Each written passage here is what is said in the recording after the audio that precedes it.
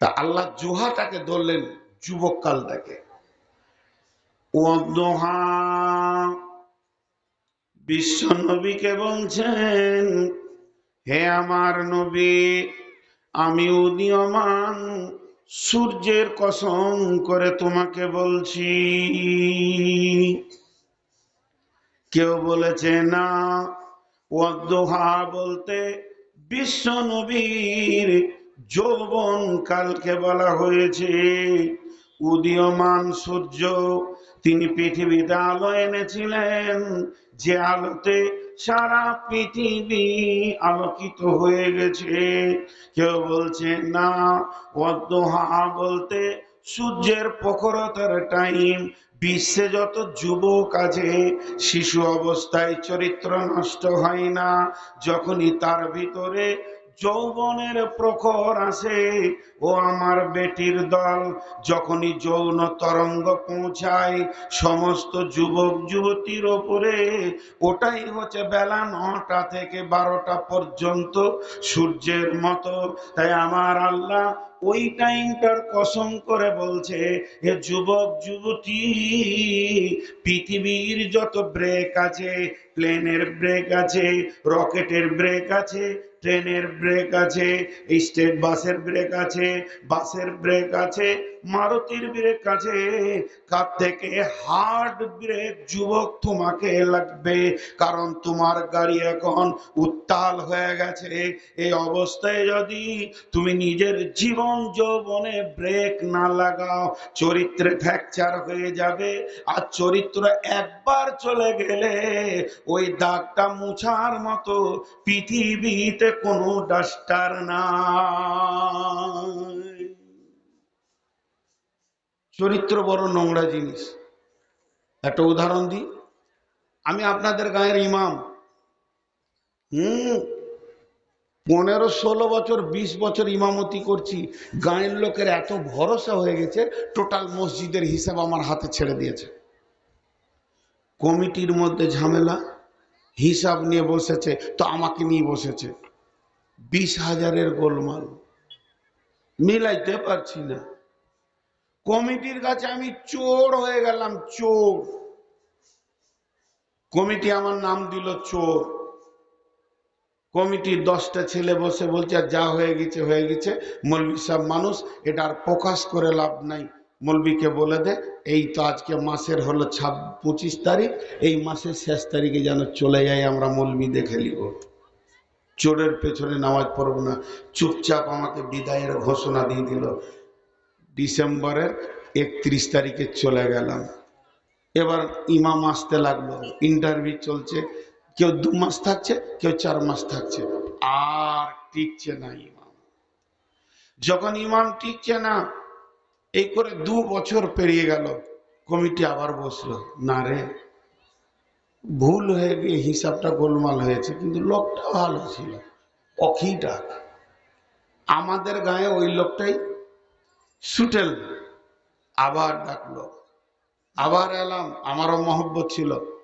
জুমাতে দাঁড়িয়ে বলল, মৌলানার সাথে আমাদের যা হয়েছে মাফামাফি, খালাস, আপনি আবার থাকেন। থাকতে লাগলাম। ঠিক 1 বছর পরে আপনার বেটির বিয়ে দিলেন, আমারই ছাত্রী। বিয়াই এসছে বেড়াতে, বৌমাকে আনতে এসেছে, দিয়ে আমার খোদবা শুনছে।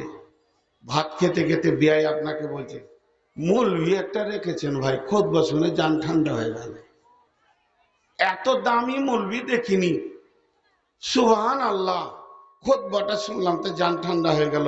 তখন আপনি ভাত খেতে খেতে বলছেন, হ্যাঁ লোকটা ভালো, খালি মাঝে একবার 20,000 টাকা চুরি করেছিল। চরিত্র মুছার কোনো ডাস্টার পৃথিবীতে নেই। কথা ঠিক বলেছি না বল? মানুষ মরে যায়, কিন্তু চরিত্র মরে না। চরিত্রের আত্মা নাই, তার কাছে আজরাইল আসে না। কখন ফেরাউন মরেছে, আজও তার জন্য মানুষ লানত করে। আজও দেখতে পারে না কাকে, আবু জাহেলকে। কোনো একটা ডাকাত মারা গেছে, সাইডে মোটরসাইকেলে পেরিয়ে গেছে, বলছে এটা অমুক ডাকাতের কবর। মানুষ মরে গেল, চরিত্রের দাগ মরে না। আচ্ছা, বিনা মাইকে যদি আমি জালসাটা করি আপনাদের অসুবিধা আছে? একটু সাউন্ড নাই মাইকে, কি ফালতু মাইক এনেছে। ছি ছি ছি ছি, এই মাইকটাতে আইসক্রিম বেচাও যাবে না। খরিদ্দার মনে করবে যে ফির আলতা ফিতে এনেছে আইসক্রিম বললে। অনেকক্ষণ থেকে বলা হয়েছে। তো আপনারা আমার দিকে ধ্যান দেন। তো চরিত্র হলো একটা আজীব বড় মাপের জিনিস। কথা বোঝাতে পারলাম? যে আমার আল্লাহ বলছেন, নবী হে, আমার খালি এটা পূব দিক মনে হচ্ছে, এই জন্য হাত চলে গেছে। নবী হে, তোমাকে উদীয়মান সূর্যের কসম দিচ্ছে। সূর্য যেমন বিশ্বকে আলো দেয়, উত্তাল হয়ে উঠে, প্রত্যেকটি যুবক যুবতী একবার উত্তাল হয়। তারপরের কসমটা দেখেন, ওয়াল্লাইলি ইযা সাজা, চলমান রাত্রির আমি কসম দিছি। যখনই মাগরিব হলো, এটা সন্ধ্যা হলো, এশা হয়ে গেল, এটাকে চলমান রাত বলা যাবে। আর চলমান রাত মানে যখন তুমি যুবক যুবতী হবে, তাদের চরিত্রগুলো বেশি সন্ধ্যার দিকেই নোংরা হয়। কথা বোঝাতে পারছি? যারা চরিত্রহীন, তাদের কখন চরিত্রটা নষ্ট হয়? ঠিক রাত 8টা-9টার দিকে। চলমান রাত্রির কসম দিচ্ছি, আল্লাহ বলছে এই জায়গাটাও সাবধান, এই জায়গাটাও সাবধান। চলমান রাত্রির কসম, এই জায়গাটা সাবধান। ভাইয়া, তো আল্লাহ তাবারাক ওয়া তাআলা কত সুন্দর করে বলছেন যে আল্লাহ তাবারাক ওয়া তাআলা আল্লাহ রসুলের সঙ্গে বেশ কিছুদিন ওহি জোয়া আসা বন্ধ হয়ে গেছে। ওহি জোয়া আসা বন্ধ হয়ে গেছে। এই ছেলেটা অতীব মহব্বতের ছেলে, আমার সঙ্গে মাসে মাসে মাসে মাসে কথা হয়, কথা হয়, কথা হয়, কথা হয়। হঠাৎ আমার আর ফোনও ধরছে না, কথাও বলছে না, ফোনও ধরছে না, কথাও বলছে না। তখন আমার বিবেকটা আমাকে বলছে, নিশ্চয় আমার কোনো বদনাম শুনলো নাকি রে, আমার চরিত্রে কোনো দাগ লাগলো নাকি। সত্য একটা ঘটনা বলি। বাংলাদেশে একজন বিখ্যাত আলেম আছেন, ওবার ইন্ডিয়ার ছাত্র, ওই বাংলাদেশেরই শিক্ষক তিনি। তো প্রায় কথা হয় তেনার সঙ্গে আমার ইমতে, হোয়াটসঅ্যাপে, ফোনে। 6 মাস থেকে পাচ্ছি না, খুব চেষ্টা করছি, পাচ্ছি না, লোক পাঠাচ্ছি, তাও পাচ্ছি না। আমার টেনশন হয়ে গেল, নিশ্চয়ই আমার কোনো বদনাম শুনেছেন। ঠিক আল্লাহ রসুলের সেম ঘটনা হলো। জিবরাইল আসছে না, আর ওহি আসছে না।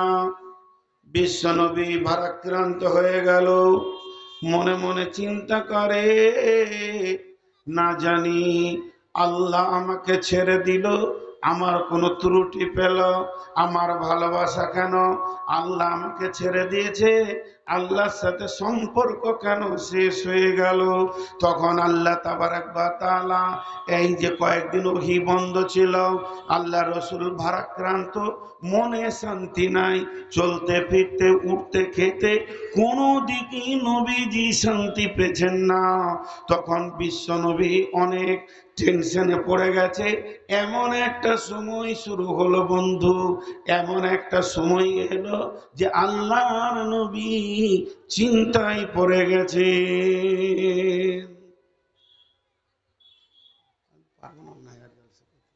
গলাটা পুরো বসে গেল, এই মাইকে পারবো না,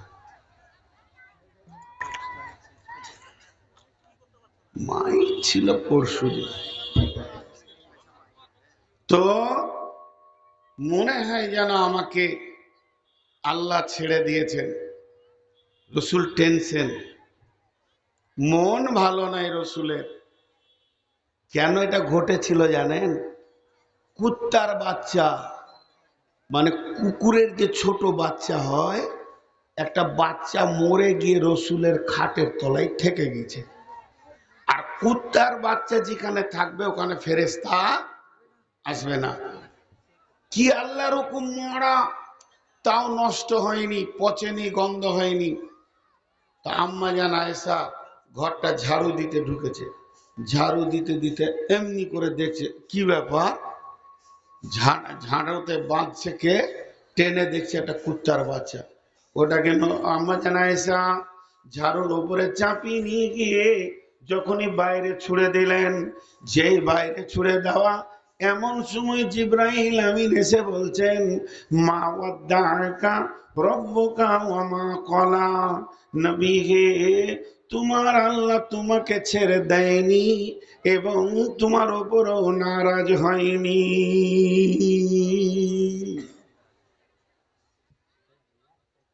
আপনারা কেউ কোনো কথা বলবেন না, 2 মিনিট টাইম দিয়েছি, কেউ কথা বলবেন না। মাইকম্যান ভাই, ওই দিককার বক্সটা দেখি কোথায় আছে, ওই দিককার বক্সটা ওখানে আছে। আচ্ছা, বক্স দুটাকে পুরো বন্ধ করে দেন, একবার করেন, একবার হরেনটা চালান তো দেখি, ফুল দেন, আরো দেন, আপনার ফুল পাওয়ার দেন, আর একটু দেন। আচ্ছা, এরপরে আপনারা একটা কাজ করেন, বক্সটা না চালিয়ে এই দিক থেকে কিংবা এই দিক থেকে কোনো একটা হরেনকে দূরে থেকে স্টেজের দিকে ঘুরিয়ে দেন, কাজ হয়ে যাবে। মাইক ছিল পরশু, তো একটু ধৈর্য ধরে শুনেন, আমি একটু ধৈর্য ধরে চালাই।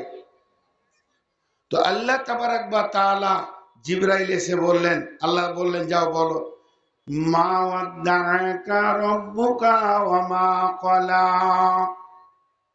নবী হে, তোমাকে আল্লাহ ছেড়ে দেয়নি, তোমার উপরে আল্লাহ নারাজ হননি।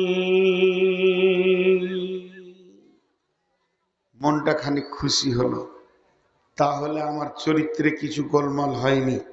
যাক, ওই কুত্তার বাচ্চাটার কারণেই এই ঘটনাটা ঘটেছে।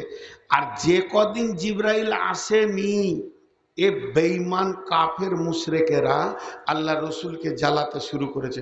ওই কই রে, কই সেই লোকটা, আবার জিব্রাইল করে শয়তান বলছে, কই সে শয়তানটা বলতো যে আল্লাহর কাছ থেকে খবর এনে দিছি, কই তোর আল্লাহর যোগাযোগ, কি হয়েছে তোদের, আল্লাহর সাথে কানেকশন কাটলো কেন? দেখেন, দিয়ে একটা কৌতূহল দিচ্ছেন আল্লাহ আয়াতে,